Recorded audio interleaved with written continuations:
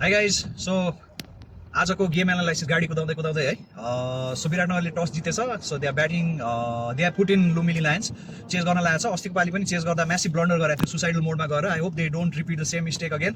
As batting लाइनअप्सहरू हेर्ने हो भने विराटनगरको टिमको टप हेभी छ. लुम्बिनी लायन्सको अलिकति डिस्पर्स छ ब्याटिङ भन्नाले तलदेखि माथिदेखि तलसम्ममा राम्रोसँगले ब्यालेन्स खालको ब्याटिङ छ. तर लुम्बिनीले अहिलेसम्म सबै म्याच चेस गरेर मात्रै जिताएको छ, राइट? सो विराटनगरले देव वन, तर चेस गरेरै जिताएको छ लिग स्टेजमा पनि विराटनगरसँग.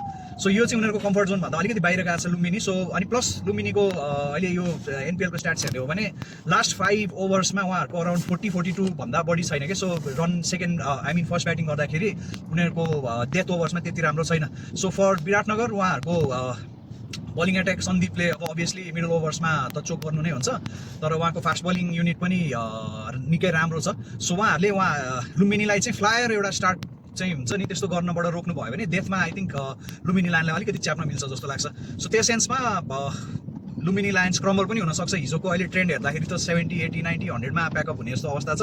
दुईवटा मध्ये कुन चाहिँ टिम त्यस्तो हुन्छ, तर as a fan I think मलाई चाहिँ हुन्छ नि एउटा कम्पिटेटिभ म्याच हेर्न मन लागेको छ. लुम्बिनी लायन्स अलिकति टायर्ड चाहिँ होला है, हिजो भर्खर खेलेको थियो म्याच उहाँहरूले. सो अब रिकभरी बलर्सहरूले रिकभरी टाइमहरू कतिको पाएको छ त्यति अब राम्रो त पाएको छैन होइन. सो अब this is going to be very interesting and pressure match. Sher Malla Lumbini लायन्सको लागि is going to be key. Again Rohit is going to be key. Darcy Short as usual उहाँहरूको बलिङ, आई थिङ्क डार्सी सर्टको बलिङ पनि आज हेर्न पाइन्छ जस्तो लाग्छ मलाई. विराटनगरको तर्फबाट Faf du Plessis and Guptill are again going to be key. Nepali जुन चाहिँ कोर छ नि विराटनगरको, I think they need to start performing as a batting unit. त्यसो भयो भने चाहिँ Biratnagar can post, they can chase down the total.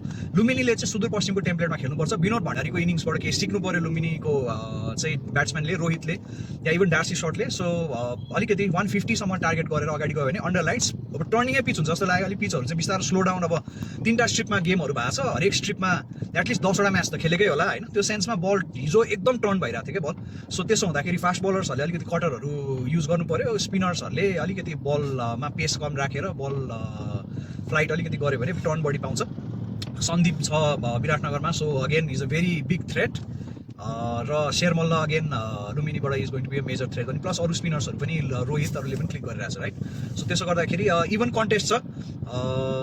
मेरो लागि चाहिँ विराटनगर फेभरेट्स हुनुपर्छ यो गेमको लागि, considering Lumbini back to back game पनि खेलिरहेको छ. प्लस आफ्नो कम्फर्ट जोनमा पनि छैन. First batting is not their strength. And Biratnagar एकचोटि अलिकति फेल खाएको छ, तर विथ द्याट ब्याटिङ लाइनअप घरिघरि फेल खाँदैन जस्तो लाग्छ. And they should be able to chase down whatever Lumbini posts. तर अगेन एकदम अनिश्चितताको खेल छ यो T20. प्लस यो यसपालिको प्ले अफ्सहरूमा जे पनि हुन सक्ने अवस्था छ होइन.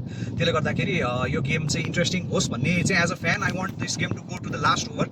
I see you after the game and त्यसपछि फेरि कुरा गरौँला. Until then take care and have a great match.